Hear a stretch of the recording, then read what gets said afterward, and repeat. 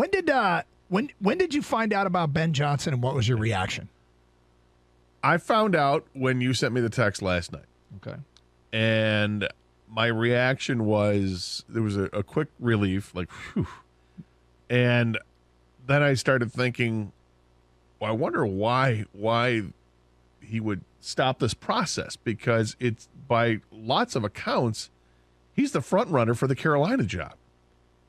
And that Carolina job could be pretty sweet, actually. You know, they've got a pretty good defense already, and you get to go in there, implement your offense, and you've got a top 10 pick, and you know, do you want to be able to trade up and get the quarterback that you want, or stay there and get a quarterback you like, whatever it is. Seems like there's a lot of upside to that job. But he said, yeah, thanks, but no thanks. I want to stay here in Detroit, and we've got unfinished business. To me, it's awesome, because this is a huge sign that the culture has changed at Ford Field, the Detroit Lions, that it's changed. And I think it's such a good thing, because we've had nothing but a bad taste in our mouth as Detroit fans, Lions fans, for a long time here. And I still understand people are reluctant to totally buy into it, right? Yep. I get it. Yep. You know, people say, hey, until the Fords sell the team or until they win a playoff game. And I understand that. I've been part of it too. You know, lived here for a long time and suffered through the same bad season after bad season and bad result after bad result and bad decision after bad decision. But I do think things changed.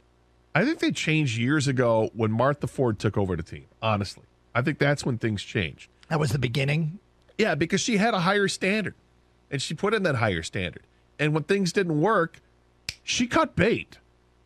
It wasn't like, you know, her husband that was loyal to a fault. Well, let's let things play out a little bit longer. Let's give him an extension to try it. No.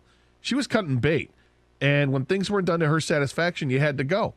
Jim Caldwell loved Jim Caldwell, right? She said she loved Jim Caldwell. And then, yet Jim Caldwell got fired because it wasn't good enough to be 9-7. And you bring in the Patriot way, and that didn't work. Well, that didn't last long either. You know, Matt Patricia was gone before year 3 was finished, right? Yep. So then her daughter takes over the team, and lots of eyes are rolling all over Metro Detroit. People saying, well, it's going to be the same old thing.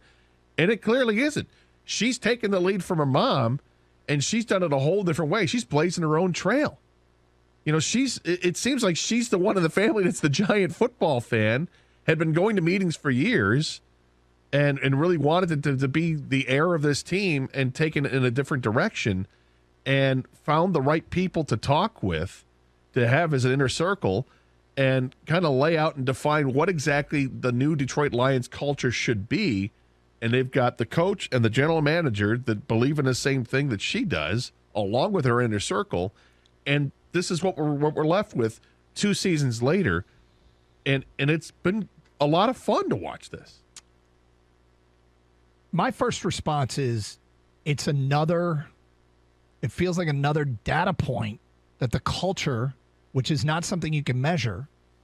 So data point might not be the right word. Maybe it's just sign. Another sign that the culture of the Detroit Lions has changed. How else do you put it? There's 32 head coaching jobs. They pay you incredibly well. Why would one of the hottest names, who last night I read a story that he was not only he was a favorite for more than one job. And he removes himself from consideration because he wants to stay in Detroit? Is there any precedent for this? Yeah. As for the Lions. Well, for the Lions, no. I mean, for other coaches that have gone through this, sure. There were coaches. Who was the guy from, was it Josh McDaniels from New England that had famously taken a job and then said, thanks, but no thanks. Did they have a good culture there? Did they have a winning culture there? In New England, yeah, they do. But in Detroit, it's totally different. With the Lions, it's totally different. This is that just happened. Yeah, this doesn't happen here. Something else in a related, maybe it's related, maybe it's an unrelated note, but it just something else I want to bring up because I think this also speaks to where I think things have changed. So there are reports now that Sheila Ford Hamp was very upset with what happened with as relates to officiating. and that she and other owners have gotten together and talked about this, and that they're presenting a case to the NFL. Things have to change. Where the NFL is going to consider again they're going to have to go to a sky judge for next year and bring and implement things like that.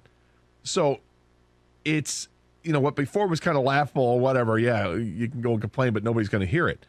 But now it's different, because if she's rallying other owners to do the same thing, then that's wielding some power there. I feel like we're having a tell me the culture has changed without telling me the culture has changed moment.